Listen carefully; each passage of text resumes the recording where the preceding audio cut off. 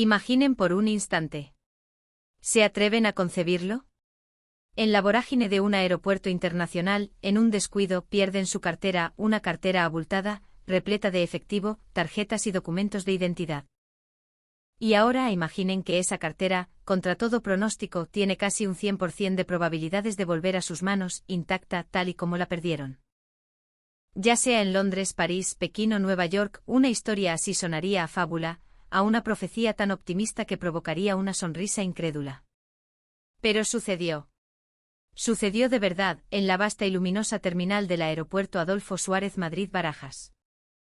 Un equipo de producción de la BBC británica, embarcado en un ambicioso experimento para medir el pulso de la honestidad global, incluyó a España en su itinerario casi como una ocurrencia tardía. No albergaban grandes esperanzas, de hecho sus expectativas estaban teñidas de un escepticismo forjado en las calles de las grandes metrópolis del mundo. Viajaban con dudas y una maleta cargada de prejuicios. Sin embargo, aquel viaje estaba destinado a demoler sus cimientos, a transformar por completo su percepción de la naturaleza humana, su imagen de la sociedad del sur de Europa y, sobre todo, su comprensión más profunda de la palabra civilización. Hoy vamos a desentrañar juntos qué ocurrió exactamente en aquellos pasillos transitados para que un curtido productor de la BBC terminara conmovido hasta las lágrimas, para que la audiencia británica, sentada en sus sofás, exclamara con un suspiro de asombro que, en efecto, en algún lugar del mundo aún existía una honestidad y una calidez tan puras, escondidas en el corazón de la península ibérica. La historia no comienza en las bulliciosas calles de Madrid, ni en el eco de las terminales de Barajas. Arranca en una mañana de invierno londinense, húmeda y envuelta en una niebla que se aferraba a los cristales de la Broadcasting House, la sede de la BBC. Dentro, en una sala de reuniones austera pero funcional, varios productores de documentales debatían acaloradamente en torno a una nueva propuesta. El proyecto era audaz, un estudio sobre la honestidad a escala mundial. El método sencillo y directo, abandonar deliberadamente carteras con dinero en efectivo e identificación en lugares públicos de diversas ciudades y observar, con cámaras ocultas, la tasa de devolución y las historias que surgieran. El presentador, Simon Reeves, un hombre con una reputación forjada en los rincones más inhóspitos del planeta, lanzó la pregunta al aire, con una media sonrisa que delataba su cinismo. ¿Qué probabilidades creéis que hay de recuperar intacta una cartera perdida en un aeropuerto? Oliver Witte, el productor principal, un hombre pragmático y de mirada afilada, no se molestó en ocultar su escepticismo. Lo hemos intentado en París, en Berlín, en Manhattan. La tasa media de devolución no llega al 40%. ¿Y ahora me dices que esperas que en España sea mejor? Su tono era cortante, casi un desafío. En un rincón de la sala, Sofía García, la subdirectora y único miembro del equipo con raíces españolas, rompió su silencio. Su voz era tranquila pero firme, cargada con el peso de una convicción íntima. Quizá os sorprenda, dijo captando la atención de todos, pero España no es exactamente como la imagináis. Hizo una pausa, eligiendo sus palabras con cuidado. Mis abuelos son de un pueblo de Andalucía. Crecí escuchando historias de cómo, si alguien encontraba una cartera, era capaz de recorrerse el pueblo entero preguntando de casa en casa hasta encontrar al dueño. No por la recompensa, sino porque era lo correcto. Un murmullo de ligera incredulidad recorrió la mesa. La atmósfera seguía cargada de desconfianza. Bueno, ¿por qué no lo intentamos?, sentenció finalmente Benjamin Smith, el director del departamento. Su voz grave puso fin al debate. Benjamin había perdido una vez una cartera en el metro de Nueva York. Dentro, además de un par de cientos de dólares, guardaba viejas fotografías de su época universitaria, recuerdos irrecuperables. Aquella experiencia personal le había dejado una cicatriz, una duda persistente sobre si el mundo había perdido sus cimientos de honestidad y confianza. Y así España, y concretamente Madrid, fue añadida a la lista de localizaciones del experimento, casi como una nota al pie de página, una apuesta improbable. Una semana después, un equipo de 6 miembros de la BBC embarcaba en un vuelo con destino a Madrid. El escenario elegido era el aeropuerto Adolfo Suárez Madrid-Barajas, un gigante que acoge a decenas de millones de pasajeros cada año, un verdadero cruce de caminos de Europa y un laboratorio perfecto para poner a prueba la integridad humana.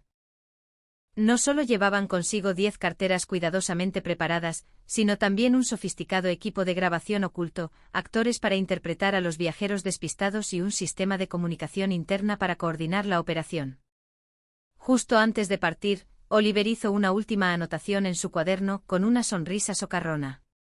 Si la tasa de devolución aquí supera el 50%, invito a todo el equipo a cañas y tapas durante un año entero. Lo que no podía ni imaginar era que no solo tendría que pagar esa apuesta, sino que se vería obligado a reexaminar su visión del mundo entero. Las siguientes horas estaban a punto de hacer temblar sus más arraigadas convicciones. A las 6:30 de la mañana, el aeropuerto de Barajas comenzaba a desperezarse.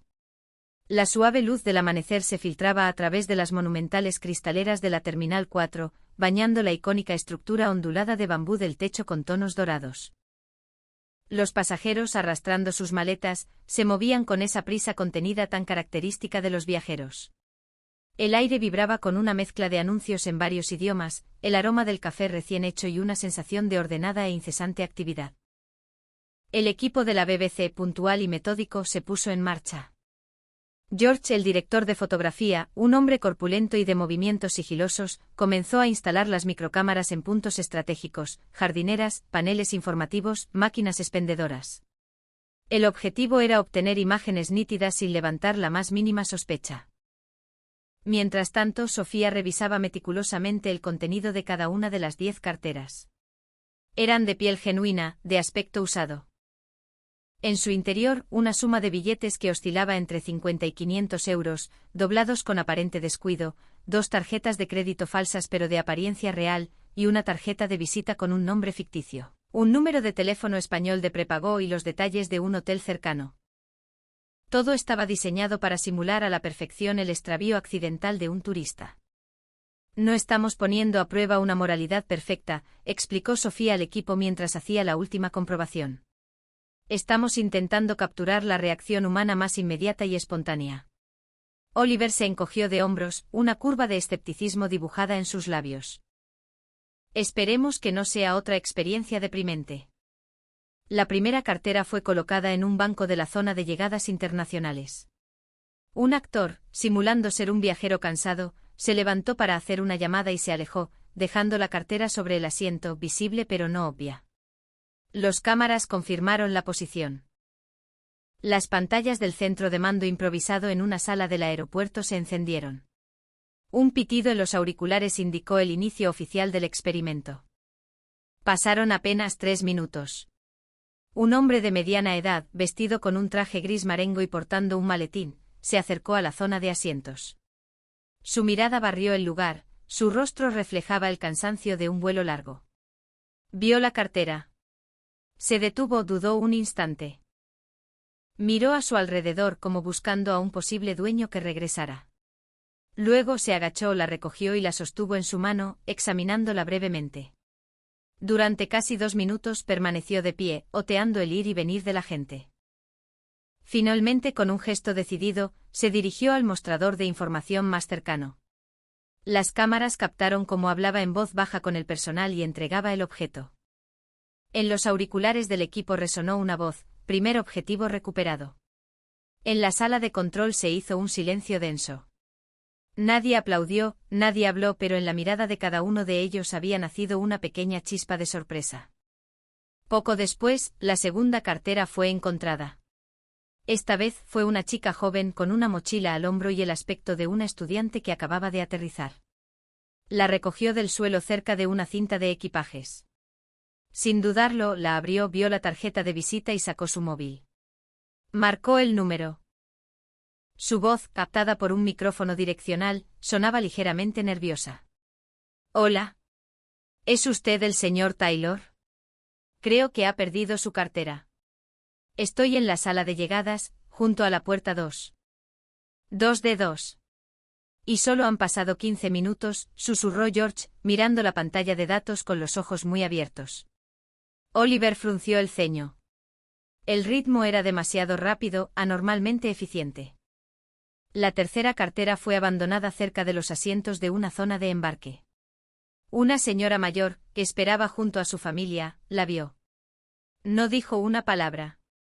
Simplemente la recogió, la apretó en su mano y permaneció sentada, en silencio, durante 20 minutos. Solo cuando escuchó por megafonía un anuncio sobre un objeto perdido, se levantó y se la entregó a un empleado del aeropuerto. Tercer objetivo recuperado, informó Sofía por el comunicador. A las 10 de la mañana, 8 de las 10 carteras ya habían sido devueltas. Ninguna había sido robada, ninguna había sido ignorada. El teléfono de la 9ª cartera sonó a las 3 de la tarde. Era una mujer de mediana edad. Disculpe la tardanza, explicó. Tenía mucha prisa por coger una conexión y no pude ir al mostrador. Acabo de ver la tarjeta. Mañana a primera hora la entregaré personalmente en el hotel que indica. Esto no es una anomalía estadística, Oliver, le dijo Sofía en voz baja, sin apartar la vista de un monitor que mostraba a un padre enseñando a su hijo pequeño cómo entregar una cartera encontrada a un guardia de seguridad. Esto es la base cultural. Oliver observaba la misma escena, en silencio. No quería admitirlo, pero su mirada, antes acerada y cínica, comenzaba a vacilar. Lo que estaba presenciando no era la decisión moral de uno o dos individuos excepcionales. Era un patrón, un comportamiento colectivo, un acuerdo tácito. No era una actuación para las cámaras, era un instinto, un hábito tan arraigado que se ejecutaba con la naturalidad de quien respira. Y eso, precisamente eso, era algo que el equipo de la BBC no había visto en ningún otro lugar del mundo. A las 5 de la tarde en el centro de mando temporal de la BBC, la mesa estaba cubierta de informes, recibos de entrega y registros de llamadas. La mirada de Oliver estaba fija en la tabla de resultados, en aquella columna de casillas marcadas con un recuperado. Su expresión era de una seriedad casi solemne. En menos de 24 horas, las 10 carteras habían vuelto a sus dueños. Ni un solo euro faltaba, ninguna tarjeta de crédito había sido utilizada. Incluso la disposición de los objetos dentro de las carteras permanecía intacta. Esto no es lógico, dijo Oliver finalmente. Su voz era grave, teñida de un matiz de incredulidad y desafío. En El Cairo, nuestra tasa de devolución fue del 17%. En Buenos Aires, del 22%. En Londres, en nuestra propia casa, apenas alcanzó el 41%. Y ahora, aquí, en Madrid, hemos llegado al 100%. Sofía no respondió verbalmente. Se limitó a reproducir una de las grabaciones. En la pantalla, un joven de pie junto a una máquina expendedora, encontraba la cartera, marcaba el número de la tarjeta y luego se dirigía casi al trote hacia el mostrador de información. La naturalidad y la calma de la escena eran incontestables, imposibles de fabricar. ¿Crees que están actuando?, preguntó Benjamin, el director, rompiendo el silencio. Su voz era tranquila, pero encerraba un reto. Oliver negó con la cabeza lentamente. No lo sé. Sinceramente, no lo sé. Pero si esto es real, necesitamos una prueba más estricta. Mucho más estricta. A la mañana siguiente el equipo decidió redoblar la apuesta. Prepararon 15 carteras más. Cada una contenía 1.000 euros en efectivo, una suma considerable. Además de las tarjetas y la tarjeta de visita, incluyeron una nota con detalles completos del hotel y una reserva de vuelo. Pero lo más importante era la nueva estrategia de colocación. Las carteras serían abandonadas en los lugares más discretos y tentadores, bajo un banco en el exterior de un baño, junto a las ruedas de un carro de equipajes abandonado, en el hueco entre una máquina de vending y una papelera. En el rincón de una maceta a la entrada de una tienda libre de impuestos. Vamos a crear el escenario más realista posible, sentenció Oliver con determinación. El más difícil de detectar y el que ofrezca la mayor tentación. Veamos si siguen eligiendo el camino de la honestidad. Entre las 10 y las 12 de la mañana, las 15 carteras fueron distribuidas. George dividió la señal de las cámaras en múltiples pantallas. 6 miembros del equipo, cada uno con sus auriculares, vigilaban distintas zonas del aeropuerto. En el centro de mando, el silencio era absoluto. Todos sabían que esta segunda ronda era la prueba de fuego, la que confirmaría o desmentiría el milagro. La primera imagen relevante apareció a las 11:04. Un joven con una camiseta negra se agachó frente a una máquina de venta de billetes para recoger una cartera del suelo. Se quedó inmóvil un segundo, sorprendido. Luego sacó su móvil y marcó. 5 minutos después, el teléfono de contacto de esa cartera sonó. Sofía contestó. Hola, acabo de encontrar esta cartera junto a los cajeros automáticos del aeropuerto. Dentro hay una tarjeta suya. Supongo que le pertenece. Primer objetivo de la segunda ronda, recuperado, se escuchó en los comunicadores. A las 12:35, una madre con 2 niños pequeños encontró una cartera a la salida de una tienda duty free. Se detuvo en seco y esperó en el mismo lugar durante 10 minutos. No se movió. Cuando un empleado del aeropuerto se le acercó para preguntarle si necesitaba algo, ella explicó, es por si el dueño vuelve a buscarla. No quiero que se vaya pensando que no está aquí. A las 2:10, una empleada de la limpieza, Carmen, descubrió una cartera bajo un banco cerca de los aseos. Sin la menor vacilación, la recogió y la entregó inmediatamente al guardia de seguridad más cercano. La cámara captó cómo la sostenía con cuidado, casi con reverencia, sin quitarse siquiera los guantes de trabajo. Al llegar las 6 de la tarde, 14 de las 15 carteras habían sido confirmadas como devueltas. Solo quedaba una. El teléfono de esa última sonó a las 8 de la noche. Una mujer se disculpaba profusamente. Pensé que era de mi marido, la guardé en el bolso sin mirar. Al llegar al hotel nos hemos dado cuenta del error. Mañana mismo la llevaremos a la dirección que indican. En la sala de control, Oliver miraba la pantalla, inmóvil.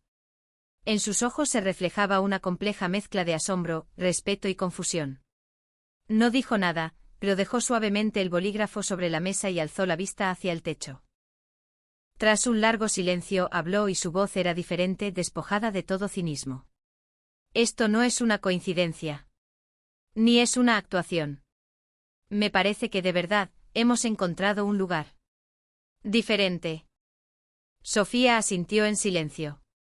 Sabía que no se trataba solo de un comportamiento distinto, sino de una fuerza cultural, un valor inculcado desde la infancia, tan profundo y arraigado como las raíces de un olivo centenario. En ese momento, George susurró algo por el comunicador que heló la sangre de todos. ¿Sabéis qué es lo más impactante para mí? No devuelven las carteras por miedo a que los pillen. Las devuelven porque de verdad, sienten que no hacerlo les dejaría un peso en la conciencia. En aquel instante la sala se sumió en un silencio reflexivo. En esa ciudad, en ese país, en esas personas anónimas, no habían encontrado grandilocuentes declaraciones de moralidad, sino un compromiso silencioso pero inquebrantable. Y ese compromiso era la luz de la civilización más fácil de ignorar, pero también la más valiosa y digna de admirar. A la mañana siguiente el equipo de la BBC cambió de estrategia. Oliver por primera vez abandonó la seguridad del centro de mando. Lideró personalmente a un equipo para salir a la calle y entrevistar a algunas de las personas que habían devuelto las carteras. Querían entenderlo, necesitaban saber qué sistema de creencias, qué cultura motivaba a aquellos españoles a llevar a cabo actos que en otras partes del mundo parecían casi una proeza. El primer entrevistado fue el joven que encontró la cartera junto a la máquina de billetes. Se llamaba Alejandro, un estudiante universitario que ese día estaba en el aeropuerto despidiendo a su novia, que se iba de Erasmus.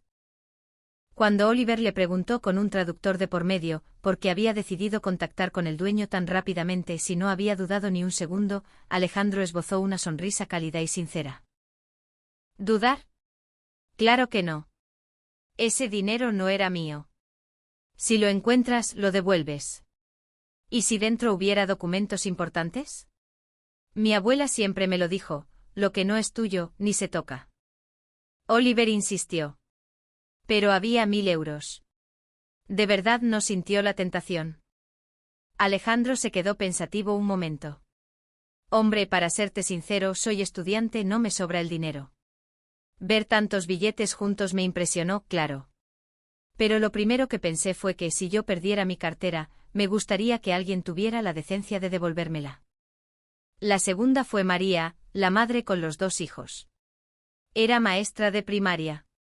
Durante la entrevista, sus ojos se llenaron de lágrimas. Mi hija me preguntó, mamá, ¿por qué esperamos tanto tiempo? Y yo le dije, cariño, no estamos esperando a nadie, estamos esperando a nuestra propia conciencia. Quería que entendiera que hacer lo correcto a veces requiere un poco de paciencia. Oliver se sintió profundamente conmovido. Pocas veces en su carrera había presenciado una lección de civismo tan pura. Una madre con un simple gesto, en la espera silenciosa de un aeropuerto, estaba impartiendo a sus hijos la lección más importante de sus vidas, no con palabras, sino con el ejemplo. La tercera entrevistada fue Carmen, la empleada de la limpieza. Tenía más de 50 años y llevaba su uniforme con orgullo. Cuando Oliver le acercó el micrófono, ella lo apartó con un gesto rápido de la mano. ¡Ay, por favor! ¿Pero qué voy a decir yo? Los que trabajamos en la limpieza somos los primeros que tenemos que ser honrados, para que nadie piense mal. Encontrar una cartera y entregarla es lo mínimo, es lo básico de ser una persona decente. En ese momento, Oliver guardó silencio. Él, que venía de una sociedad que enfatizaba la ley y el castigo, siempre había creído que la moralidad necesitaba la amenaza de la sanción para sostenerse. Y allí, en Madrid, estaba descubriendo una fuerza cultural silenciosa pero inmensamente poderosa. No había amenaza de castigo, solo la firmeza de una convicción interna. Sofía se unió al equipo de entrevistas y habló con una joven pareja. Su respuesta fue asombrosamente directa. Desde pequeños en el colegio nos enseñan que si encuentras algo en un lugar público, tienes que llevarlo a objetos perdidos.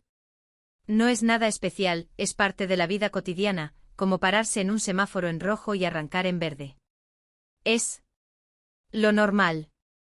George, mientras tanto, se dedicó a capturar escenas de la vida diaria en la ciudad, carteles en las paredes de los colegios pidiendo que se devuelvan los objetos encontrados, anuncios por megafonía en el metro elogiando a ciudadanos por su honestidad. Tablones de anuncios en las comunidades de vecinos llenos de notas buscando objetos perdidos. Esto no es una puesta en escena, dijo más tarde. Es el tejido del día a día. De vuelta en el centro de mando, Oliver escribió una frase en su cuaderno: en España, la gente quizá desconfíe más de las instituciones, pero confía mucho más en las personas. Era una distinción sutil pero profunda, una que, después de haber recorrido innumerables países, sentía por primera vez con tanta claridad. Esto no es solo un fenómeno social, reflexionó en voz alta, es el fruto de una cultura. Es una actitud vital que se ha cultivado, gota a gota, desde la familia, la escuela y todos los rincones de la sociedad. Esa noche el equipo grabó un segmento final para el documental. Era Oliver, solo, mirando directamente a la cámara, listo para verbalizar la profunda revelación de su viaje. Vinimos a esta península esperando poner a prueba los límites de la civilización. Y hemos descubierto que la verdadera civilización no reside en los avances tecnológicos ni en los rascacielos imponentes. Reside en el simple gesto de una mano que decide devolver lo que no le pertenece. Aquella escena, cuando el programa se emitió, se convirtió en un icono compartida miles de veces, el clímax emocional de todo el experimento. Aquellos españoles anónimos y corrientes, sin saberlo, acababan de dar al mundo la más cálida y honesta de las lecciones. 3 días después del fin del experimento, el documental, titulado ¿Dónde está el aeropuerto más civilizado del mundo?, el experimento de la cartera, se estrenó globalmente. En menos de 24 horas, se catapultó a lo más alto de las listas de visionado de YouTube y de la web de la BBC. Medios internacionales de prestigio como la CNN, la NHK japonesa y la CNA de Singapur se hicieron eco de la historia, compartiendo fragmentos del reportaje. En el vídeo, la voz profunda y conmovida de Oliver narraba la conclusión: cuando dejamos deliberadamente una cartera llena de dinero en efectivo y documentos en uno de los aeropuertos más transitados del mundo, esperábamos encontrar codicia. Indiferencia. Pero nos equivocamos. La gente de España nos enseñó que la civilización no es un muro construido por leyes, sino un puente tendido por la voluntad que nace del corazón de las personas. Las imágenes de españoles de todas las edades y condiciones devolviendo las carteras con una sonrisa se sucedían, acompañadas de una melodía suave y emotiva que provocó las lágrimas de innumerables espectadores. Los foros de Internet y las secciones de comentarios explotaron. Nunca he visto un país mostrar una honestidad tan consistente. España no es solo un país, es un faro de civilización humana. Quiero llevar a mis hijos a España para que vean lo que es una sociedad con verdadera responsabilidad cívica. El impacto fue tal que varios sociólogos y pedagogos de renombre compartieron el vídeo, escribiendo artículos que señalaban que el civismo español no era casual, sino el resultado de décadas de énfasis en la educación en valores, la confianza social y la seguridad pública. Una cultura digna de estudio y admiración a nivel mundial, escribió uno de ellos en el New York Times, en un artículo de opinión que comenzaba así: el experimento de la BBC, aunque no intencionado, nos ha mostrado el verdadero proceso de formación de una sociedad civilizada. Resulta que no se necesitan cámaras de vigilancia en cada esquina ni leyes draconianas, solo un consenso de valores en lo más profundo de la gente. El propio Oliver fue invitado a varios programas de noticias nocturnos en Europa. Un presentador le preguntó: ¿cree que la cultura de honestidad de España se puede replicar en otros países? Él, tras meditarlo un instante, respondió: la cultura no se puede copiar, pero se puede aprender de ella. Este experimento me ha hecho creer que todavía hay esperanza para la humanidad. Y España es un recordatorio de que esa esperanza sigue viva. El Ministerio de Asuntos Exteriores y el de Transportes de España compartieron el vídeo en sus redes sociales, agradeciendo a la BBC por mostrar al mundo la cara más amable del pueblo español. Incluso un diputado propuso en el Congreso incluir el espíritu de quien encuentra algo, lo devuelve como ejemplo práctico en los temarios de educación cívica de los colegios. Pero lo que más conmovió a los propios españoles fue que este reconocimiento mundial no vino de una campaña de marketing, ni de la mano de un influencer. Surgió de las acciones naturales y cotidianas de ciudadanos anónimos en un experimento sin guión. Había una imagen que quedó grabada a fuego en la memoria de los espectadores: un hombre de mediana edad, con gafas, que entregaba la cartera en el mostrador de información y se daba la vuelta para perderse entre la multitud. Un empleado corrió tras él para preguntarle su nombre. Él, sin detenerse, se limitó a decir: no hace falta, es lo que había que hacer. Ese silencio contenía una fuerza más persuasiva que cualquier eslogan gritado a los cuatro vientos. Sofía más tarde publicó una foto en sus redes sociales. Era el momento en que recogía una de las carteras devueltas. Escribió: cuando propuse venir, no sabía que España me emocionaría hasta las lágrimas. Ahora lo entiendo. No es por el paisaje ni por la gastronomía. Es por su gente. George, por su parte, editó un corto con las mejores escenas y lo subió a su canal personal con el título: creía haber visto el culmen de la civilización, hasta que llegué a Madrid. Aquel corto se proyectó meses después en un foro internacional de jóvenes en Europa, y los cientos de estudiantes presentes se pusieron en pie para aplaudir. Dijeron que esa era la clase de historia que de verdad merecía ser contada. La historia cerraba así un círculo perfecto, pero al mismo tiempo, plantaba una semilla de esperanza en el corazón de millones de espectadores de todo el mundo, una fe renovada en la honestidad y en la luz de la naturaleza humana. Amigos, ¿recuerdan el punto de partida de esta historia? Una cartera abandonada junto a un asiento en un aeropuerto. Dentro no había localizadores ni trampas. Solo dinero, documentos y una expectativa. ¿La expectativa de qué? De que alguien extendiera la mano, no para su propio beneficio, no buscando recompensa ni fama, sino simplemente porque era lo que había que hacer. Una acción guiada por el instinto del bien. Y hoy hemos visto que España cumplió. Desde la joven estudiante que llamó por teléfono hasta el taxista que se desvió de su ruta para entregar una cartera, desde el personal de tierra que ayudaba a los despistados hasta el ingeniero que sonreía y decía que no hacía falta darle las gracias. Cada gesto, cada acción de un español corriente compuso un mosaico de civismo que dejó al mundo atónito. No fue un milagro. Fue la manifestación de décadas de virtud cotidiana, acumulada en silencio. Algunos preguntan: ¿cómo de grande es España? Quizá la respuesta no esté en su PIB, ni en el número de turistas que recibe. Quizá esté en el hecho de que en esta tierra, puedes perder tu cartera, pero la confianza en el prójimo es algo que nunca se pierde. Es esa calidez, invisible pero palpable, la que hizo que espectadores de todo el planeta, tras ver el documental de la BBC, dijeran: tengo que ir a España. No solo a ver sus monumentos, sino a conocer a esas personas que en silencio, te devolverían la cartera. Oliver, en su última entrevista, pronunció una frase especialmente conmovedora: siempre hemos pensado que la civilización del futuro sería forjada por la tecnología. Pero en el aeropuerto de Madrid aprendí algo. La verdadera civilización del futuro es aquella que te permite estar dispuesto a confiar en los demás. Una cartera hizo que el mundo redescubriera a España. Un experimento encendió en incontables personas la llama de la esperanza en la bondad y la confianza. Y nosotros deberíamos poder decir con orgullo que esto es España. No es un milagro, es nuestro día a día. Amigos, si esta historia también os ha conmovido, dadle a me gusta y compartidla. Que más gente sepa que hay un lugar en el mundo llamado España, que con su honestidad, dio calor al mundo entero. Y os invito a dejar vuestra opinión en los comentarios. Si fuerais vosotros, ¿recogeríais esa cartera? Nos vemos en la próxima historia. Gracias a todos.